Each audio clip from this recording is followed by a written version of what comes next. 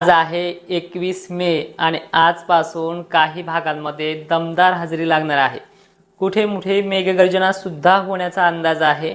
आणि तुम्हाला मी मागे पण म्हटलं होतं की ही 4-5 जे दिवस आहेत हे रखरखीत उन्हाचे ते बदलतील आणि 20 तारखेपासून आभाळ वगैरे निघायला सुरुवात होईल।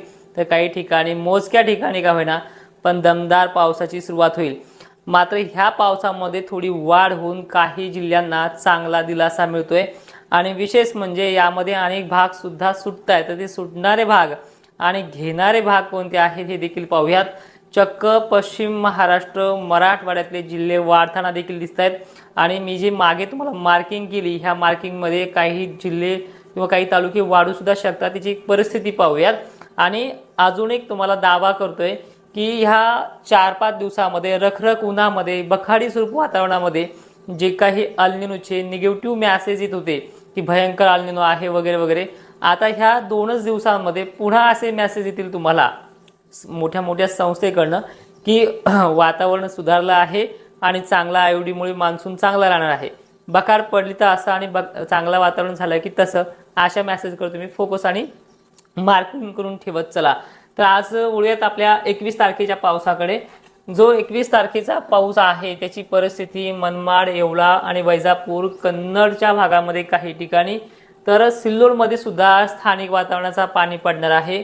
भोकरदन, जाफराबाद जे काही हसनाबाद परिसर आहे इथे थोडेफार शिटोळे तुटण्यासारखी परिस्थिती आज निर्माण होऊ शकते। पण जर बाय चान्स एखाद ठिकाणी जर पाऊस हा बारीक सारीक किंवा पेंडवलता जरी झाला तर हा पाऊस या भागांना नुकसानकारक ठरू शकतो, कारण की एक्झॅक्टली गरमीचा हॉटस्पॉट बनलेला खानदेश ह्या भागांना इफेक्ट करू शकतो, म्हणजे मिरची उत्पादक शेतकऱ्यांना त्रासदायक ठरू शकतो। आणि त्यामुळे या भागामध्ये पाण्याचा जो रिझर्व एरिया आहे तो सिल्लोड पासून पश्चिम भाग, कन्नड वगैरे भाग, छत्रपती संभाजीनगरचे पश्चिम भाग हे याच्यामध्ये समाविष्ट आहेत। जास्तीत जास्त व्याप्ती 20% ही आतमध्ये राहील, पण वातावरण ढगाळ जी परिस्थिती आहे ती 25 तारखेपर्यंत मराठवाडा, विदर्भ आणि खानदेशात कायम असणार आहे। फक्त खानदेशाचे उत्तरेकडील भागांना ढगाळ वातावरण आणि जालन्यापासून उत्तरेकडील भागांना ढगाळ वातावरणाची जी काही स्ट्रेंथ आहे, जी काही राहण्याची व्याप्ती आहे ती कमी अधिक प्रमाणात राहील। ठीक आहे, तर ह्याच 21 तारखेला आज संध्याकाळी अहिल्यानगरमध्येही एखाद-2 ठिकाणी चांगल्या पावसाचे संकेत आहेत। त्यानंतर पुणे, जेजुरी, फलटण, बारामती, पिंपरी चिंचवड हा जो काही एरिया आहे इथे देखील आहे। रात्री बेरात्री किंवा उशिरापर्यंत होणार लातूर एरिया आहे।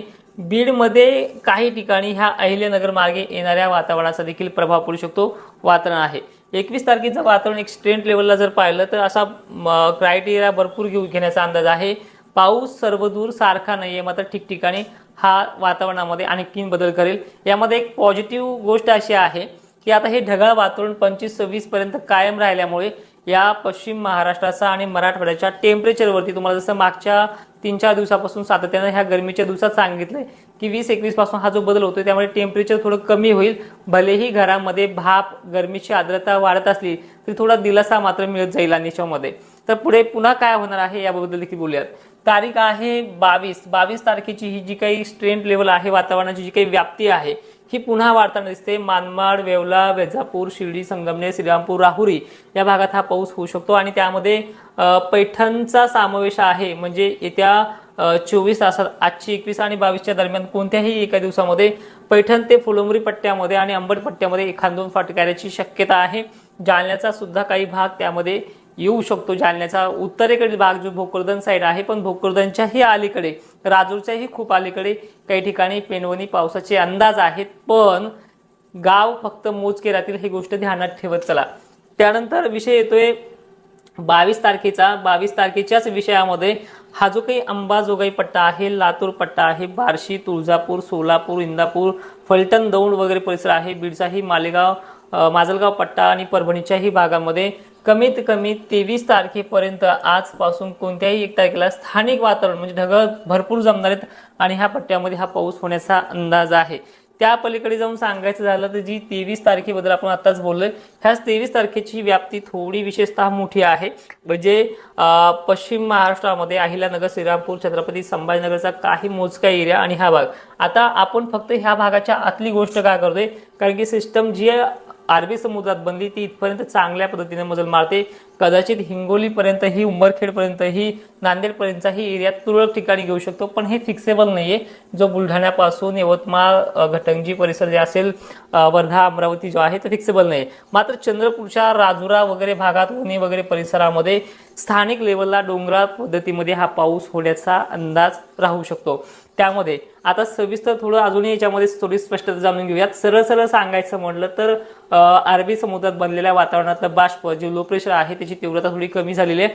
पण त्यानुसार बाष्प आल्याच्या नंतर हा पश्चिम महाराष्ट्र आणि मराठवाड्याच्या ह्या भागामध्ये, जो आपण आता मार्किंग करतोय परत एकदा, आणि छत्रपती संभाजीनगरमध्ये, ह्या बीड वगैरे भागामध्ये, ह्या पट्ट्यामध्ये ठिकठिकाणी 4 दिवस म्हणजे सलग, आज काल तर नांदगाव वगैरे भागात झालाय, पण आज 21 तारखेपासून 4 दिवस म्हणजे जवळपास 24 तारखेपर्यंत हे वातावरण पावसाळी स्वरूपाचं राहील. 3 महत्त्वाचे मुद्दे आहेत ते देखील ध्यानात ठेवा. पहिला मुद्दा, अल निनो कितीही गंभीर असला तरी दुष्काळी स्वरूप त्याच्यामध्ये नाही, कारण की विशेषतः आपल्या भागाला तिन्ही साईडनं समुद्र असल्यामुळे आयोडी पॉझिटिव्ह अशा गोष्टींना चांगल्या पद्धतीने साथ देतोय. अनेक जण म्हणतात की ज्यावेळेस अल निनो काळामध्ये आयोडी सुद्धा तेवढा सक्रिय राहत नाही, पण निसर्ग आता पहिल्यासारखा राहिलेला नाही, पूर्ण बदललेला आहे. महापूर कंडिशन किंवा मुसळधार अतिवृष्टीसारखी कंडिशन काही भागांना, तर काही भागांना खूपच कमी, अशी पद्धत दोन्ही याच्यामध्ये लागू होते. त्यामुळे आणखीन भाग याच्यामध्ये कव्हर होतील, त्यामुळे जास्त काही टेन्शन घेण्यासारखं नाही. सगळ्यात महत्त्वाचा मुद्दा म्हणजे ह्या महिन्याचा शेवटचा आठवडा. आता हे जे काही वातावरण बनलेलं आहे 24 तारखेपर्यंत, कदाचित काही ठिकाणी सोलापूरपर्यंत देखील 25-26 पर्यंत जाईल, पण अचानक 25-26ला इकडनं वारे जोराने वाहणार आहेत. परत हे ढगाळलेलं वातावरण 2 दिवसासाठी कमी होऊ शकतं, परत 27-28ला वाढू शकतं. याच भागापासून पाऊस सुरू होईल आणि हे चित्र कमीत कमी 2 तारखेपर्यंत असंच राहील. पण ह्या आठवड्यामध्ये जे वातावरण बनलेले ढगाळ, यामुळे टेम्परेचर हळूहळू लॉस होईल. 25-26 पासून आणखीन टेम्परेचर कमी होईल आणि जूनच्या पहिल्या आठवड्यापासून टेम्परेचर डायरेक्ट नॉर्मल येऊन जाईल. जे पावसाळ्याचं स्वरूप जे आहे ते पाहायला जूनपासून पहिल्या 1-2 तारखेपासून पाहायला मिळेल. पण एक्झॅक्टली ज्या भागाबद्दल आपण आजच बोलत आलेलो आहे, तो भाग म्हणजे हा पश्चिम महाराष्ट्र आणि मराठवाड्याच्या, इथे ते स्वरूप, जे वातावरण, टेम्परेचर आणि पाऊस होणारं जे स्वरूप आहे, ते एक्झॅक्टली याच भागामध्ये आजपासून सुरुवात होते आहे. व्याप्तीला देखील वाढ होते आहे आणि त्याच्यामध्ये छत्रपती संभाजीनगरचे पश्चिम भाग, संभाजीनगर म्हटलं की तुम्ही पूर्व दक्षिण वगैरे भागात जाऊ नका, हे भाग आहेत. नाशिकमध्ये ठिकठिकाणी, अहिल्यानगरमध्ये ठिकठिकाणी, पुणे वगैरे भागात तर काही ठिकाणी सक्रियच असतो, सोलापूर, सांगली वगैरे भागामध्ये.